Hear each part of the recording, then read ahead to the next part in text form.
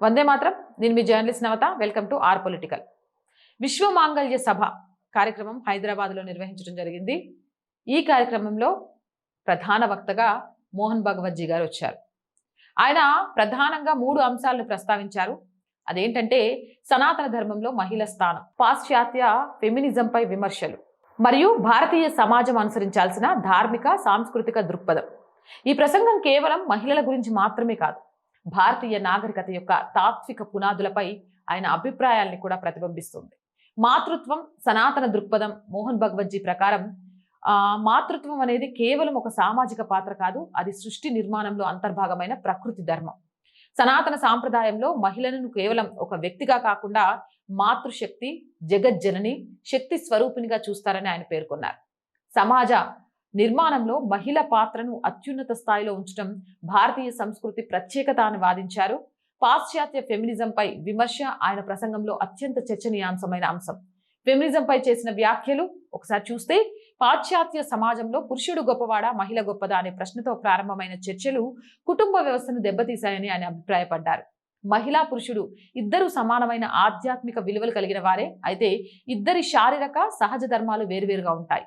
సమానత్వం అంటే ఒకే విధమైన పాత్రలు కాదు, పరస్పర పూరకత్వం. మహిళలు అన్నీ చేయగలరని చెప్పడం ఎంత తప్పో, పురుషులు అన్నీ చేయగలరని చెప్పడం కూడా అంతే తప్పు. ఈ దృక్పథం భారతీయ తాత్విక సాంప్రదాయంలో ఉన్న అర్ధనారీశ్వర తత్వంకు దగ్గరగా ఉంటుందని చెప్పారు. భారతీయ నాగరికత తన మూలాలను మర్చిపోయిందా అనే విషయంలో మోహన్ భగవత్ తన అభిప్రాయాన్ని చెప్పారు. భారతదేశం తన అసలు నాగరికతను, కుటుంబ వ్యవస్థను, ధార్మిక దృక్పథాన్ని క్రమంగా మర్చిపోయిందన్నారు.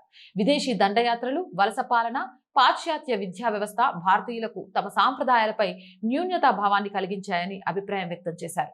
భారతదేశం పాశ్చాత్య సామాజిక సిద్ధాంతాలను అందంగా అనుసరించకూడదని, భారతీయ సమాజ సమస్యలకు భారతీయ దృక్పథంలోనే పరిష్కారాలను వెతకాలన్నారు.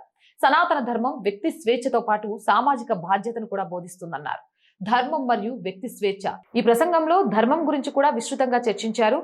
ఆయన ప్రకారం స్వేచ్ఛ అనేది బంధనాలు లేకపోవడం కాదు, ధర్మం అనేది మనిషి కోరికలకు నియంత్రణనిచ్చే జీవన విధానం. వ్యక్తిగత ఆనందం కంటే సామూహిక శ్రేయస్సు ముఖ్యమైనదని చెప్పారు. త్యాగం లేకుండా ధర్మం ఉండదని, శిబి చక్రవర్తి కథ ద్వారా ధర్మం అనేది కేవలం హక్కుల గురించి కాకుండా బాధ్యతల గురించి కూడా మాట్లాడుతుందని వివరించారు.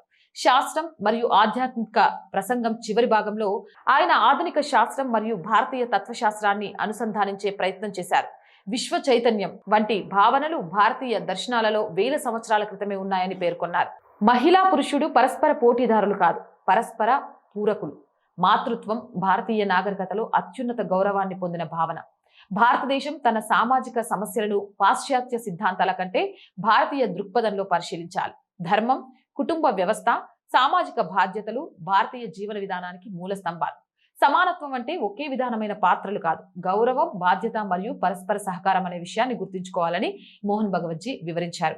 మరి దీనిపై మీ అభిప్రాయం కామెంట్ చేయండి. నేను రోజు చెప్తుందేనండి, R group of channels, R voice, R political, R Samskruthi 3 మన ఛానల్సే.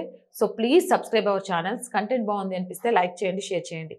ఆర్థికంగా మీ అవసరం ఈరోజు ఆర్ వాయిస్కి చాలా ఉంది. మీరు చేసే సహాయంతోనే ఈ ఛానల్ నడుస్తుంది. ఇక ముందు నడవాలన్నా ఆర్థికంగా మీరే ఈ ఛానల్ని నిలబెట్టాలి.